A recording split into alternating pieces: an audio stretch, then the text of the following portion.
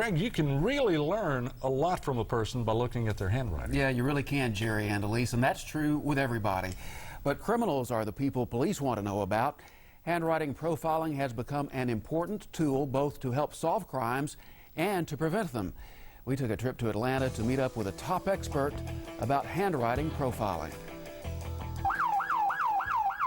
Police recruited Michelle Dresbold. We heard you're really good. We have some cases with handwriting involved, and we need your help. To help them crack cold cases. It worked.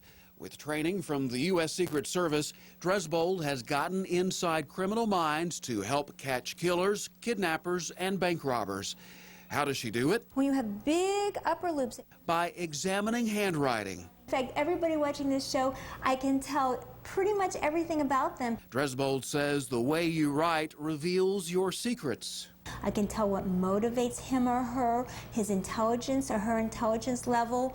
I can often tell what religious background, so I can build a very, very good profile. What does handwriting profiling tell us about cases close to home? We asked Dresbold to examine a stack of handwriting samples from a long list of high-profile cases. Keep in mind, she had no idea whose writing we wanted her to analyze. Topping the list, the 3 Huntsville children starved to death by their mother, the Decatur doctor's wife killed in cold blood, and the Selmer, Tennessee preacher shot in the back, allegedly by his wife. I don't know what persona she gave out, but she wasn't Little Miss Sweetie Pie. At their church parsonage in Selmer last March, Mary Winkler is accused of leaving behind a bloody murder scene. She goes on trial in April for killing her husband, Matthew. Take a look at this. Angles usually show up in very angry people. Mary's signature. What can you tell by looking at that? Okay, well, first of all, you cannot read this signature at all. The letters are very ambiguous. What this means is somebody appears one way but acts another way. And also, this is very angular, so this person's very calculating. So when they want something, it's usually very, very thought out and planned. February 2005, 3 Huntsville children found dead after their mother let them starve.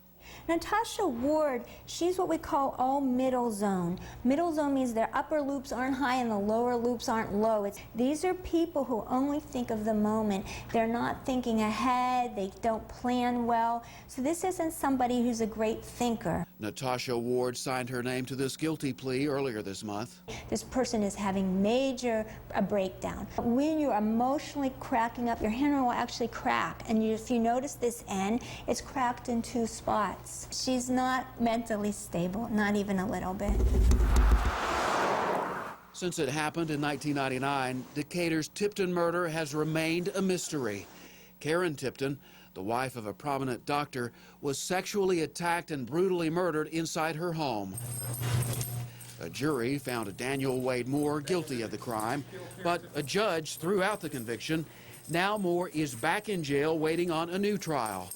Dresbold examined the handwriting in this letter, Moore wrote. If I look at the Daniel Wade Moore signature, if you look at the O's, you look very, very carefully. They're made very strangely. There's a little, we call it a bee stinger. You will find this bee stinger in 2 types of handwriting.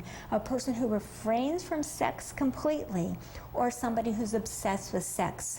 Usually they will refrain from sex, but when they go overboard, or when they're into sex, is overboard. There's no in between for these kind of people. Dresbold saw another disturbing characteristic in Moore's handwriting. These angles come out, we call them check marks. Look at the word clerk, when somebody's extremely, extremely angry and ready to explode. She compared Moore's writing to this letter written by Jack the Ripper. If you look at the word from, look at that check mark on the from. You know, you see these check marks, you see these bee stingers, you know you better watch out for this kind of person. I was with John Benet when she died. Plus, Dresbold looked at the handwriting of John Mark Carr, who lied when he confessed to murdering JonBenet Ramsey. If you look at U at the bottom, instead of the bottom part of the Y going up, it goes down. When you have that, it's somebody who feels tremendous amount of guilt. And in fact, I think one of the reasons he confessed is that he felt guilty, not necessarily because he committed this murder, but maybe when he grew up, his mother told him he was a bad guy and you're guilty and you're bad. So he wanted to confess to something because he always felt guilt. She also explained the telltale signs of Carr's elaborate signature. Someone who underlined their name one time, that's a very good sign. It means they think they're good, they think they need some recognition, but this many times it means they're saying just the opposite. Please look at me, I think I'm invisible. Another handwriting sample we showed Dresbold, former Alabama Governor Don Siegelman's. This isn't necessarily a bad person, but if you notice the S, how rounded this top of the S is, when you have rounded S's, it's a person who's very easily swayed. So this kind of person, not necessarily bad or good, but somebody could really sway this person over to his or her side.